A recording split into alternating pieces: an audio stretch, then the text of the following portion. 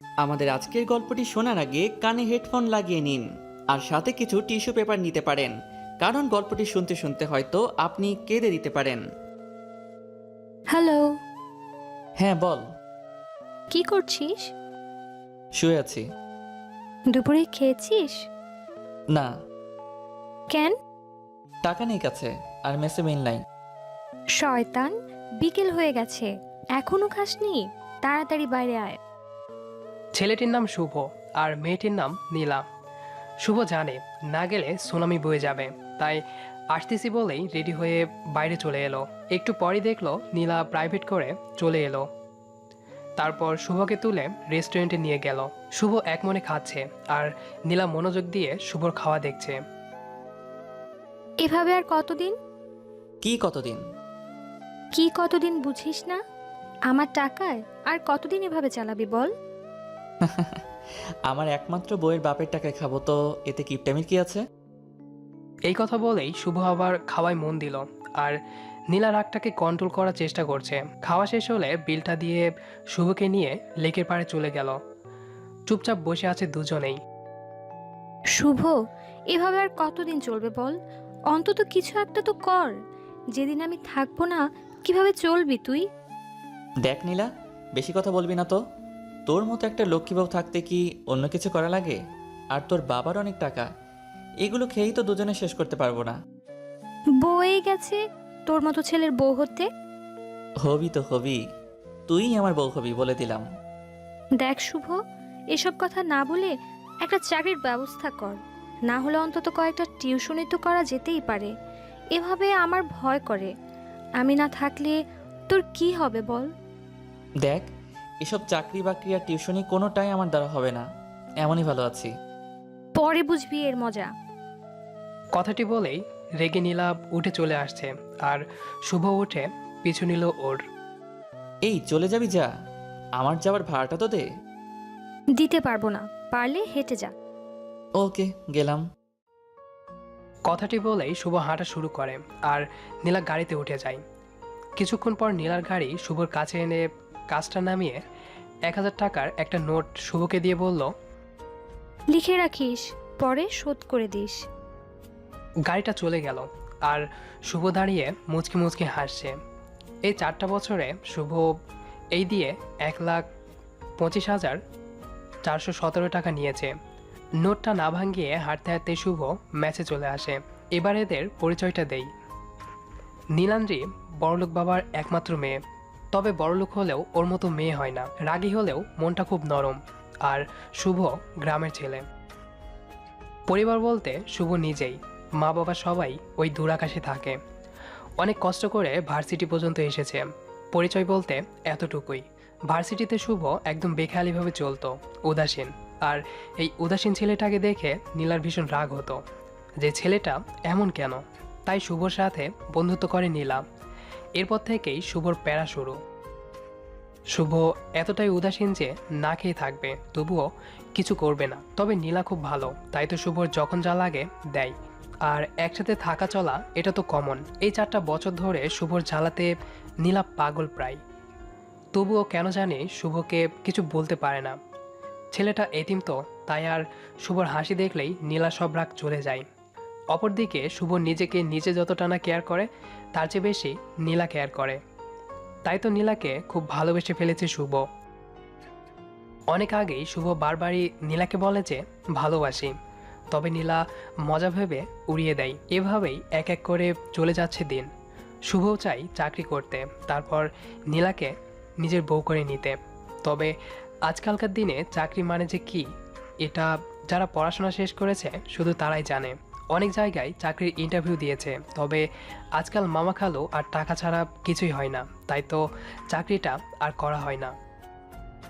চাকরি না হলেও শুভ চুপি চুপি সেই প্রথম থেকেই রাতে 2টো টিউশনি করায়, যা নীলা জানে না। শুভর ইচ্ছে টিউশনি জমানো টাকা দিয়ে বিয়ের পর নীলাকে অনেক বড় একটা গিফট দেবে। শুভ অনেক স্বপ্ন দেখে নীলাকে নিয়ে। বিকালে ম্যাচে বসেছিল, তখনই আবার নীলা ফোন দিল। হ্যাঁ বউ বলো।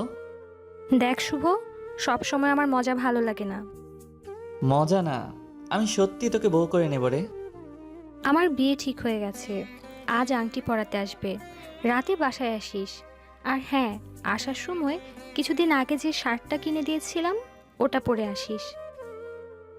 নীলার মুখে আংটি পরানোর কথা শুনেই বুকটা কেমন যেন হয়ে ওঠে শুভর। শুভ ভাবে, এটা কি করে হয়? আমি যে নীলাকে ভালোবাসি, সেই নীলাকে শুধু আমার বউ হলেই মানাই। না না, এটা হতে পারে না। রাতে শুভ নীলাদের বাসায় আসে। এসেই দেখে অনেক মেহমান বসে আছে। এর আগেও শুভ এসেছে এই বাড়িতে। শুভকে দেখেই নীলা একটা মুচকি হাসি দেয়, তবে শুভর ভিতরে তোলপাড় শুরু হয়ে গেছে। শুভ অপলকভাবে তাকিয়ে আছে নীলার দিকে। আজ অনেক সুন্দর লাগছে নীলাকে।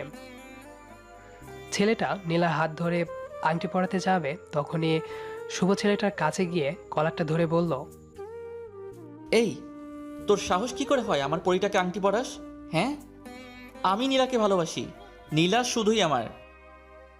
কয়েকজন এসে তাড়াতাড়ি শুভকে ছাড়িয়ে নিল।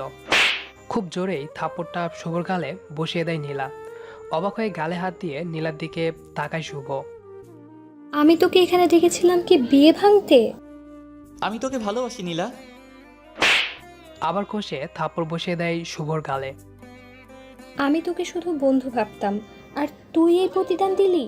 ভুলে যাস না শুভ, তুই একটা এতিম। নীলার মুখে এতিম শুনেই শুভর বুকটা ধক করে ওঠে। নীলাই প্রথম দিন শুভকে বলেছিল, খবরদার নিজেকে কখনো এতিম বলবি না। স্তব্ধ হয়ে যায় শুভ। তুই কি ভুলে গেছিস? তুই আমার টাকায় চলিস। তোর পড়ার টাকাটা আমি দেই, তোর মেস ভাড়া, তোর খাবার টাকা, এমনকি যে শার্টটা গায়ে দিয়ে আছিস সেটাও আমার দেওয়া। একটা এতিম ছেলে তুই, যার কোনো বাড়ি নেই, থাকার জায়গা নেই, একটা টাকা নেই। তোর মতো ছেলেকে এতদিন আমি সাহায্য করেছি কি শেষমেশ আমার পরিবারকে তুই ছোট করবি এই জন্যে? তোর টাকা লাগবে তো নে, দিচ্ছি, দাঁড়া। বলেই নীলা ঘর থেকে একটা বান্ডিল এনে শুভর পায়ের কাছে ফেলে দিল। নে টাকাটা রাখ, তবুও এখান থেকে চলে যা, চলে যা আমার সামনে থেকে। আর কোনোদিন যেন তোর ওই নির্লজ্জ মুখটা আমার না দেখতে হয়। শুভ টাকাটা তুলে নিল, তারপর টাকাটা নীলার হাতে তুলে দিয়ে বলল, আমাকে মাফ করিস রে, আমি বুঝিনি যে এমনটা হয়ে যাবে। ছেলেটার কাছেও এগিয়ে যায় শুভ। তারপর ছেলেটির পা জড়িয়ে ধরে বলে, ভাই, আমাকে মাফ করে দিয়েন। তারপর আবার নীলার কাছে এসে বলে, আসলে আমি তো ভুলেই গেছিলাম যে আমি এতিম। আমি ভুলেই গেছিলাম যে আমি তোর টাকাতে চলি। আমার যা আছে সবই তো তোর টাকাতেই কেনা। দেখ না, তুই আমাকে কত ভালো বন্ধু ভাবতি, আর আমি তোর বিশ্বাসকে এভাবে নষ্ট করে দিলাম। আসলেই আমি বেহায় রে। আর তোর টাকাটা দেওয়া লাগবে না, এমনিতেই যে টাকা দিয়েছিস সেটাই সারা জীবন তোর কামলা খাটলেও শোধ হবে না।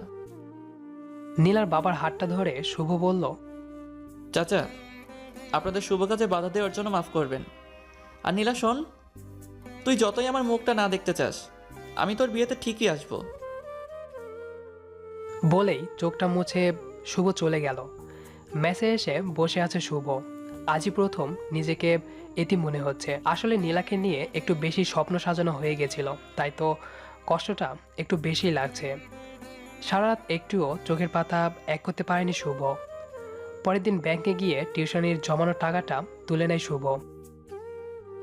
তারপর শপিং সেন্টারে গিয়ে খুব সুন্দর দেখে নীলার জন্য একটা নীল শাড়ি কিনে শাড়িটা গিফট পেপার দিয়ে প্যাকিং করে নেয়। তারপর আবার মেসে ফিরে আসে।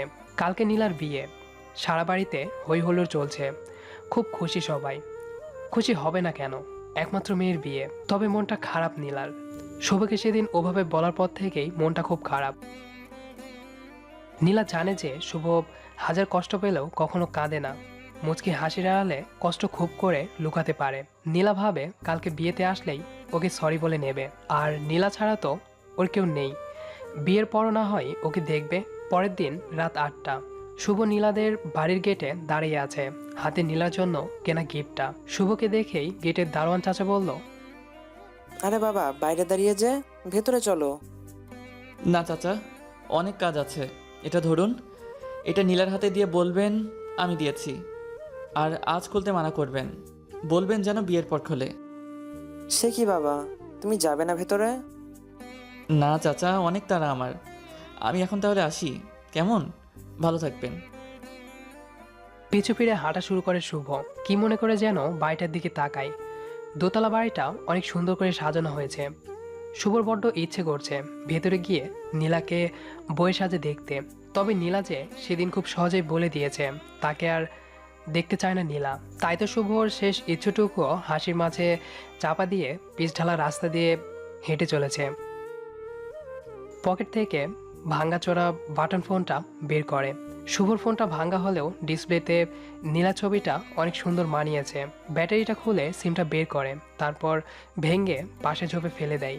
সঙ্গে সঙ্গে পুরো পৃথিবীর সাথে যোগাযোগ বিচ্ছিন্ন হয়ে যায় শুভর। যার পৃথিবীতে আপন বলতে কেউ নেই, তার জন্য আপাতত কেউ কষ্ট পাবে না। একজন আপন ছিল, সেও এখন অন্য কারোর হয়ে গেছে। হাসতে হাসতে আধারের মাঝে মিলিয়ে যায় শুভ। অপরদিকে নীলা বিয়ে বাড়িতে খুঁজছে, তবে পাচ্ছে না। দারোয়ান চাচা এসে গিফটটা নীলার হাতে দিয়ে বলল, মামনি, এটা শুভ বাবা দিয়েছে। শুভ দিয়েছে? কোথায় ও? বলল কি যেন কাজ আছে, তাই চলে গেল। ও আচ্ছা, দেন চাচা। মামনি, এটা শুভ আজ খুলতে মানা করেছে, বলেছে স্পেশাল গিফট, বিয়ের পর খুলতে। আচ্ছা ঠিক আছে। নীলা ভাবে শুভ অভিমান করে আছে, তাই পরে অভিমান ভাঙাবে ভেবে মন থেকে সব ঝেড়ে ফেলে। বিয়েটা খুব ধুমধাম করেই হয়ে যায়। পরের কয়েকটা দিন এখানে ওখানে যেতে যেতেই কেটে যায় নীলার। নীলা ভুলেই যায় শুভর কথা। রাতে কাপড় গোছাচ্ছে নীলা, ঠিক তখনই লাগেজ থেকে শুভ দেওয়া গিফটটা বেরিয়ে আসে। তাড়াতাড়ি নীলা খুলে দেখে খুব সুন্দর একটা নীল শাড়ি। মুচকি হাসে নীলা আর ভাবে পাগলটার চয়েস আছে।